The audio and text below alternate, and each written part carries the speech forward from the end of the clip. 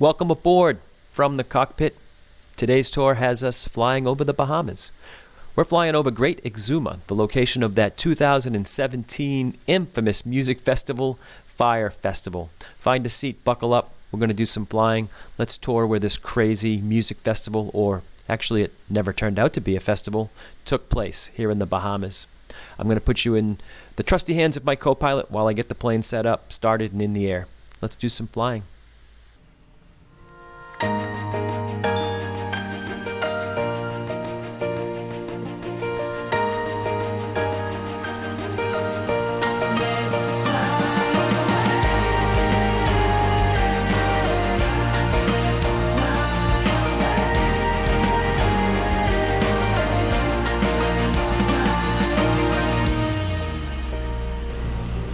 Hey folks, welcome to today's tour.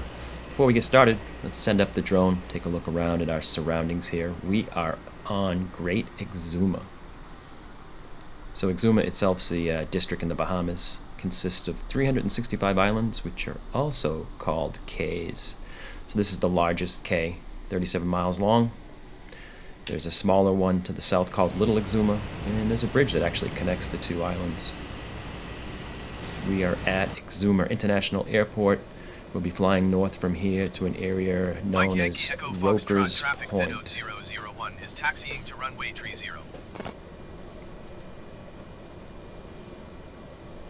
Exuma International Airport, airport code MYEF if you're interested. It's a public airport, serves the island of Great Exuma, and of course it played a part in the story we'll be talking about today, the infamous Fyre Festival.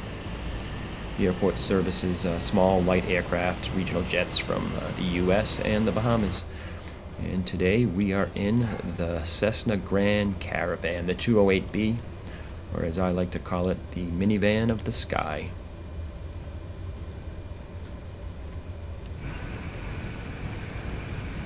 So does everybody remember where they were on April 28th, 2017? Well, it was a day that was filled with unforgettable Facebook live feeds, Twitter posts, social media posts about a group of people that were all stranded in the Bahamas. You may remember that infamous picture of what was advertised as gourmet food but turned out to be a sad piece of cheese on a bread in a styrofoam container. Yeah, these people were trapped at a food and music festival that had no music, no food, no lodging, and much more. Well, I guess you could say much less. So it was the Fyre Festival. It was supposed to be a luxury music festival that was envisioned by the 25-year-old Billy McFarland, a college dropout entrepreneur, with the intent of promoting his company's Fyre app that was used for booking music talent.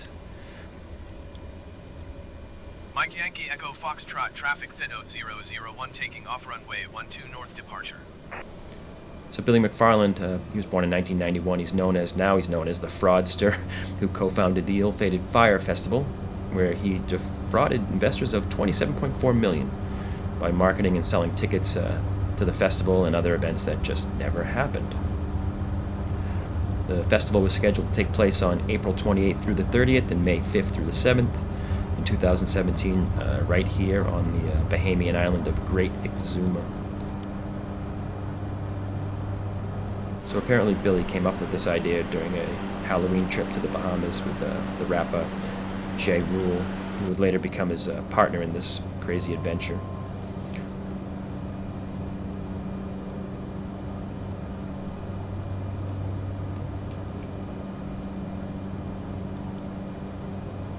So looking south would be Little Exuma from here. We're going to be turning to the left and heading north up the coast. So we'll be flying along the coast up to where this festival took place.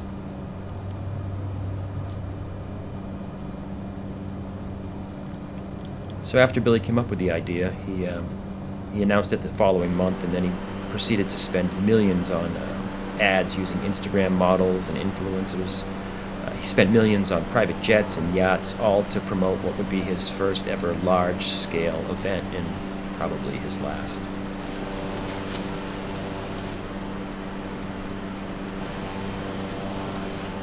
So Ja Rule, the rapper, whose name is really Jeffrey Atkins, he's an American rapper, songwriter, singer, and he became Billy's partner in this adventure. So Billy and Ja Rule recruited a bunch of influence. They called them their fire starters. Get it? And so among those were Kendall Jenner, who was paid $250,000 for a single Instagram post, as well as Bella Hadid and Haley Baldwin.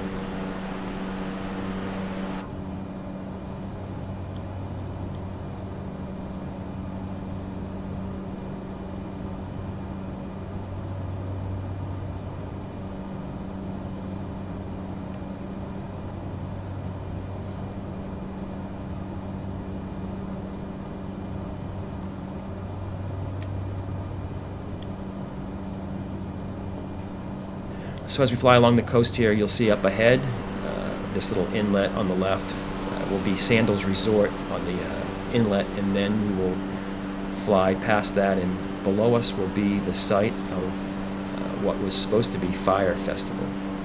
We'll get into the story of how they ended up at this location. It wasn't the original location, but the chain of events that took place ended up with Billy and Ja Rule trying to hold their festival in what was described as a parking lot.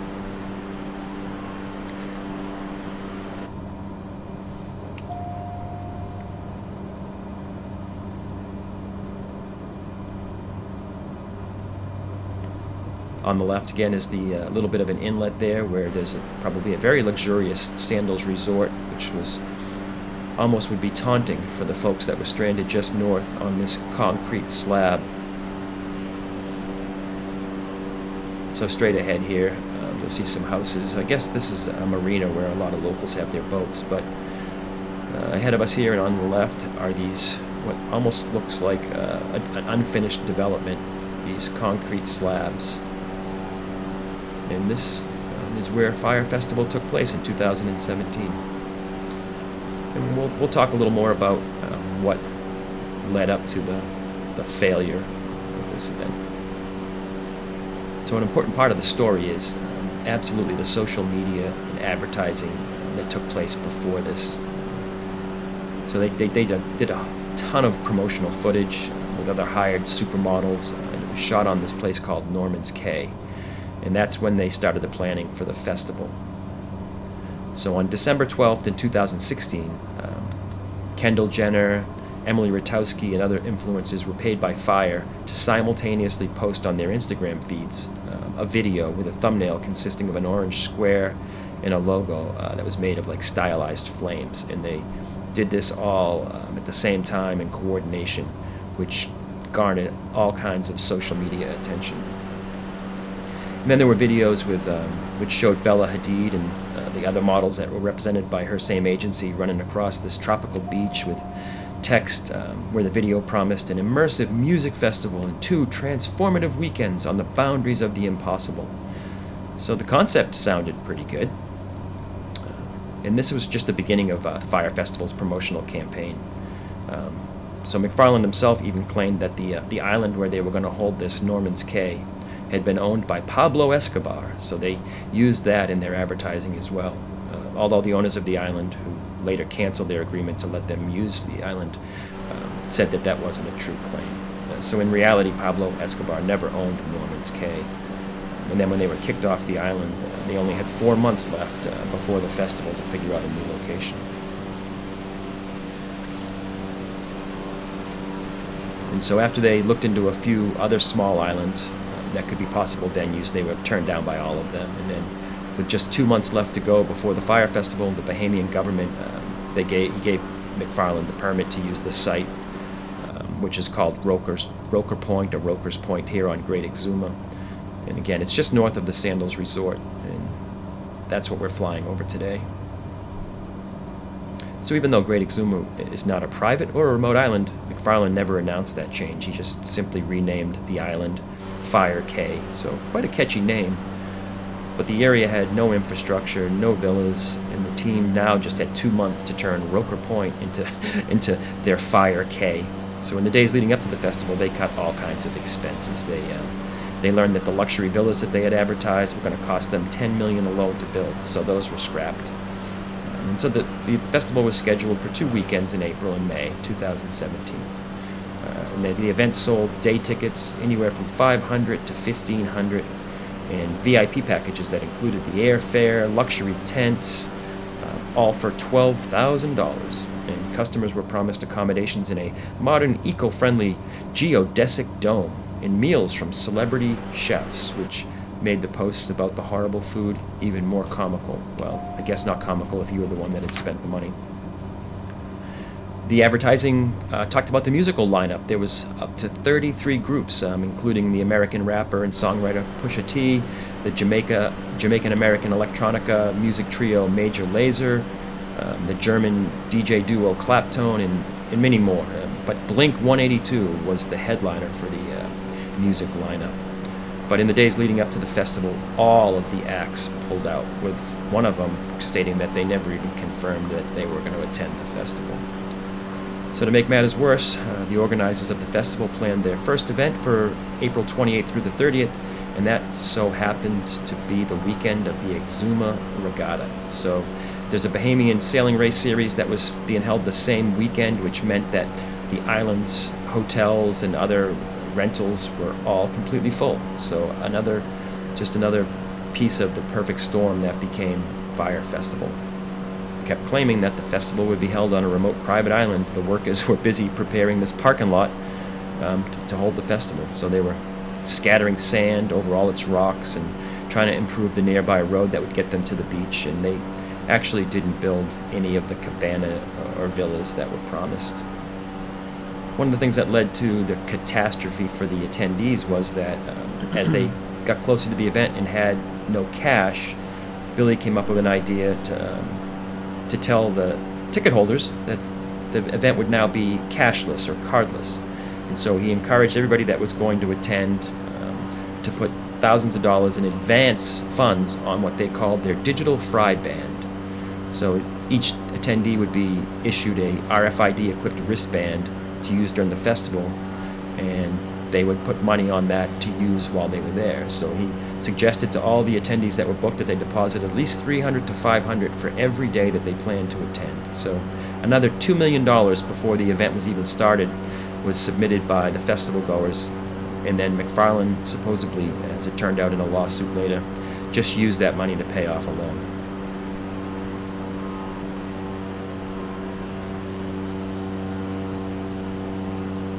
So now we'll pass back over, we're flying south back over the area where they were setting up this festival.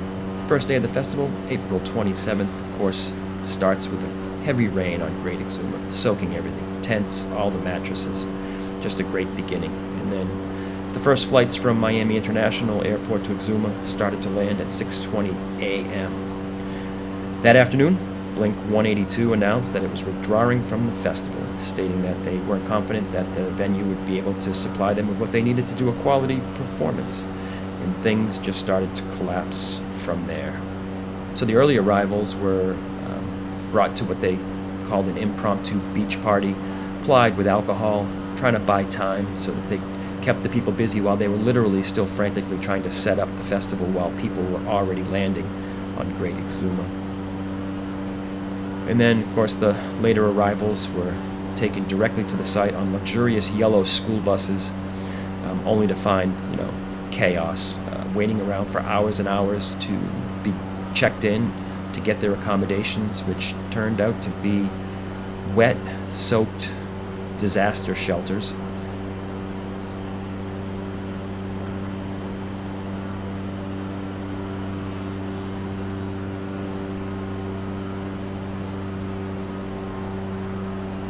So two things that worked against the people that were now stranded at the infamous Fyre Festival. One, they were told it was a cashless event, and they had put their advance funds on their Fyre ID or Fyre wristband.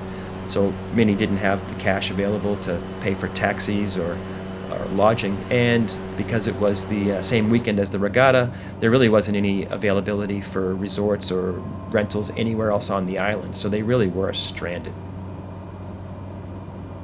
In March 2018, McFarland pled guilty to one count of wire fraud, to defraud investors and ticket holders, and a second count to defraud a ticket vendor. In October 2018, McFarland was sentenced to 6 years in prison and ordered to forfeit $26 million.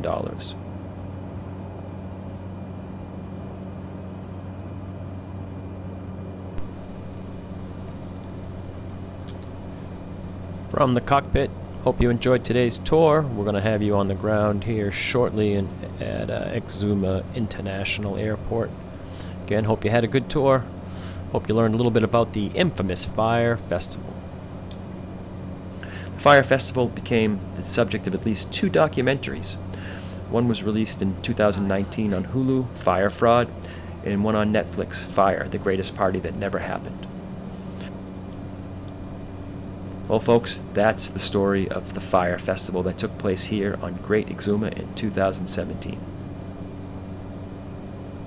Federal agents are arresting William McFarland, creator of the Fyre Festival that turned into a fiasco. And ABC's Eva Pilgrim joins us this morning with more. Hi, Eva. Good morning, guys. It was supposed to be a weekend of fun, food, and music on an exclusive island in the Bahamas. But when festival goers showed up, chaos. Bands canceling, many stranded. This morning, we are learning more about what authorities say went wrong. This morning, the man behind the Fyre Festival in his own legal hot water. William McFarland, who created and founded the event with rapper Ja Rule, arrested and charged with wire fraud by the FBI Friday. The Fyre Festival was promised to be an elite millennial gathering with models gracing promo videos. The actual experience exceeds all expectations. Festival goers dropping thousands of dollars for a secluded island getaway. Performances from bands like Blink-182 and a gourmet dining experience from a celebrity chef. But the expected luxury experience turned out in reality to be anything but. We had no electricity, there was no showers, there's no bathrooms, there's no running water. It was about $4,000. What we actually got was probably worth closer to, I'd say, $0.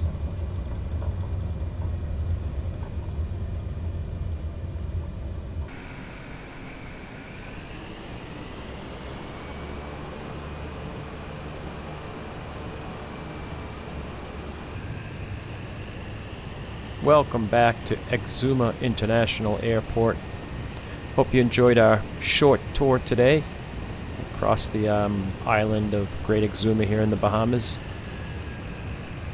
Location of the wonderful music festival, Fyre Festival.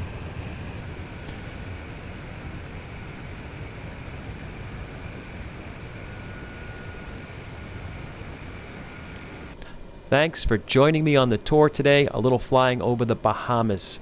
We have a bunch of great tours coming up, so be sure to book a flight. As I said, if you have any ideas of great, interesting places to fly to, by all means, leave them in the comment below.